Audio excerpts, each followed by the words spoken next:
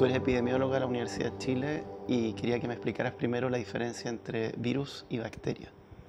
Bueno, los virus y las bacterias son microorganismos, quiere decir entonces que son organismos que nosotros no los podemos ver a simple vista, sino que necesitamos algún elemento para poder observarlos, que son los microscopios. Y de estos microorganismos, la verdad es que tendemos a pensar que son todos muy parecidos entre sí, pero virus y bacterias son radicalmente diferentes. Las bacterias tienen una estructura que les permite, por ejemplo, poder multiplicarse y poder entonces tener una prole, podríamos decir, por su propia cuenta. No necesitan de alguien más para poder reproducirse. En cambio, los virus sí. Los virus, por tener una estructura que es más simple, necesitan de otro organismo para poder entonces generar ese efecto o esa función. Es mucho más chico el virus que la bacteria, ¿no? Son mucho más chicos, son alrededor de 100 veces más chicos. De hecho, por ejemplo, las bacterias pueden ser observadas por microscopios ópticos, pero los virus vamos a necesitar un microscopio que es más específico, que es el microscopio electrónico, para poder entonces observarlos. ¿Y enferman igual al humano? Los dos van a atacar el sistema inmunológico. Ya nosotros tenemos una defensa que es nuestra defensa, digamos, de todos estos ataques o injurias digamos, del ambiente, y nuestro sistema de defensa, que es el sistema inmunológico, va a tratar de defenderse. Esa es una línea de defensa. Pero, por ejemplo, los virus, lo que ocurre algunas veces es que este sistema de defensa sobrepasa entonces la acción positiva y finalmente es el sistema inmunológico, cuando tenemos una reacción o una infección viral, el que también nos puede hacer daño. ¿Y los principios con los que funciona una vacuna antiviral y antibacteriana, desde el punto de vista de la biología, son distintos? Las vacunas lo que hacen es que entrenan al organismo, nos entrenan a nosotros, al sistema inmunológico, a poder reconocer estos agentes antes. Y el sistema inmunológico, al poder reconocerlos, va a saber cómo actuar. Entonces, finalmente, lo que buscan las vacunas en general, tanto para los agentes que son bacterianos como virales, es que tú logres activar tu sistema inmunológico de forma oportuna para poder hacer frente entonces a estas infecciones y que no te hagan daño. ¿Pero y por qué las vacunas antivirales son menos efectivas? Va a depender. Por ejemplo, hay algunas vacunas que son antivirales y dentro de las vacunas que utilizan virus hay varios tipos. Tenemos vacunas que son de virus vivos pero atenuados, porque el virus no lo podemos incorporar, digamos, al ser humano porque sería como replicar la infección. Entonces se toman virus pero se les inactiva o se atenúan. Otras vacunas que son virales lo que hace es que tomas pedacitos del virus, no tomas al virus completo.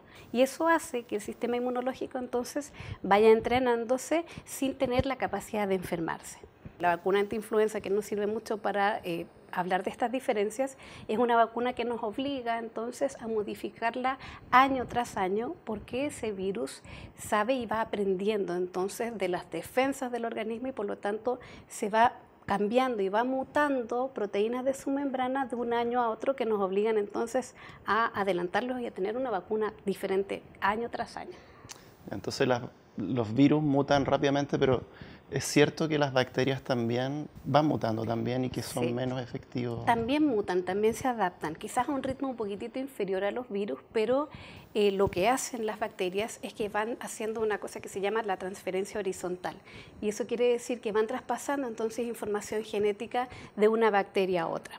Y eso hace que si nosotros estamos tomando un antibiótico, por ejemplo, ¿qué pasa? Cuando tú no generas totalmente o no te tomas los antibióticos por todo el tiempo que tenías que tomártelo, pueden quedar algunas de esas bacterias que aprendieron entonces ya de este antibiótico y por lo tanto se hacen resistentes. Y lo que nos ocurre es que, bueno, los antibióticos los conocemos desde hace muchísimos años, digamos desde que se descubrió la penicilina. Entonces eso nos indica que una vez que nosotros tenemos un antibiótico nuevo, el mal uso, pero el mal uso no solamente de la población, sino que el mal uso de la sociedad que hace ese antibiótico, muchas veces hace que generes entonces cepas que van a ser resistentes y por lo tanto en este momento nos encontramos con un problema sanitario importantísimo porque la resistencia a los antibióticos de algunos agentes ha generado cepas que son ya no resistentes, ya no multiresistentes, sino multi-extra drogoresistentes y para los cuales no tenemos nada que entregar. Estos movimientos antivacuna que existen, ¿tienen alguna base y cuál es el impacto en la sociedad de que estos movimientos tengan más audiencia. El nuevo movimiento antivacunas tuvo un gran auge con una publicación en una revista y esta revista lo que hizo fue publicar un estudio de Andrew Wakefield, que es un ex médico, porque gracias a esa publicación él pierde su título, no puede ejercer más la medicina, y trató de indicar una información de una asociación falsa entre las vacunas y el autismo. Y esto nos viene acompañando desde esa publicación. Y luego de esto, toda la comunidad científica se vuelca entonces a estudiar porque se preocupa. Si a nosotros nos dicen que una vacuna estaba produciendo cuadros de autismo, por supuesto que te preocupas. Pues desde esa última publicación con 12 niños, nadie ha podido confirmar esa asociación porque francamente no existe. ¿Qué usos podríamos darles a los virus y las bacterias si pudiéramos controlarlos mucho mejor? Bueno, muchos. Uno tiende a pensar que los virus y las bacterias solamente son dañinos, pero también tenemos que entender un poco la historia y por qué nosotros estamos acá. Nosotros como seres vivos, como seres humanos, estamos acá en gran parte gracias a los virus y a las bacterias. Existimos gracias a un virus. Y esto es una historia que nos acompaña hace cientos de millones de años atrás, donde un virus específico infectó a un organismo y lo que hizo fue entregarle la capacidad de generar una placenta. Y con eso, bueno, ahora tenemos a los mamíferos y nosotros podemos decir que somos mamíferos gracias entonces a un virus que hace mucho tiempo actuó. Y por otro lado, las bacterias también nos acompañan desde el inicio de la vida. Cuando nosotros nacemos, es muy distinto nacer por vía de cesárea o por parto natural. Y eso también lo hemos estudiado. Quienes nacen por parto natural tienen una microbiota intestinal mucho más enriquecida y preparada para la vida futura que quienes nacemos por cesárea. Los virus se usan también en terapia, ¿no? La terapia génica Sí. se trata con virus, ¿cierto? La terapia génica lo que hace es que tú introduces material genético en células vivas del paciente, por ejemplo, un paciente con cáncer, que es lo que más se ha estudiado, pero no puedes introducir el material genético por su cuenta. Necesitas un vehículo, lo que nosotros llamamos un vector. Y ese vector, uno de los vectores más eficientes, es el virus, porque el virus, su trabajo siempre ha sido entrar entonces en un organismo e incorporar material genético. Y esas investigaciones han demostrado ser muy positivas y nos tienen muy esperanzados porque podríamos entonces, imagínate, combatir un cáncer con una inyección, con un virus, incorporando entonces material genético para decirle al cáncer que deje de crecer, que involucione, o también para incorporarle más fuerza al sistema inmunológico para que ataque específicamente células tumorales o cancerosas. ¿Y qué sería necesario conocer mejor de los virus o las bacterias para que esto pudiera ir más rápido? La tecnología nos está acompañando en este momento. Yo te diría que hay un par de ensayos clínicos que necesitamos un poco más de tiempo entonces para poder demostrar que efectivamente logran hacer lo que están prometiendo y entregarle entonces una herramienta a la ciudadanía que sería increíble. ¿Es posible pensar en que uno va a tener vacunas hechas a la medida de la genética de cada uno?